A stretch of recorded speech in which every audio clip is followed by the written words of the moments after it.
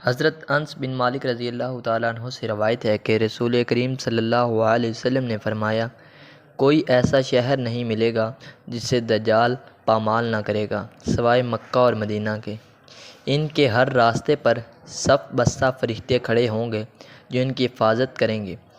پھر مدینہ کی زمین 3 مرتبہ کانپے گی، جس سے ایک ایک کافر اور منافق کو اللہ اس میں سے باہر کر دے گا۔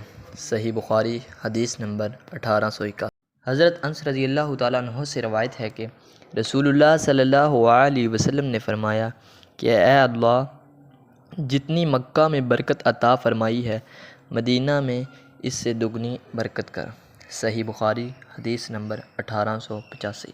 حضرت انس رضی اللہ تعالیٰ عنہ سے روایت ہے کہ نبی کریم صلی اللہ علیہ وسلم نے فرمایا، میرے گھر اور میرے ممبر کے درمیان جنت کے باغوں میں سے ایک باغ ہے، اور میرا ممبر قیامت کے دن میرے حوض کوثر پر ہوگا۔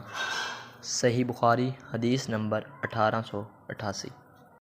حضرت عائشہ صدیقہ رضی اللہ تعالیٰ عنہا سے روایت ہے کہ نبی کریم صلی اللہ علیہ وسلم نے فرمایا، جب عورت اپنے گھر کا کھانا غلہ وغیرہ بشرط یہ کہ گھر بگاڑنے کی نیت نہ ہو خرچ کرے تو اسے خرچ کرنے کا ثواب ملتا ہے، اور اس کے شوہر کو کمانے کا اور خزانچی کو بھی ایسا ہی ثواب ملتا ہے۔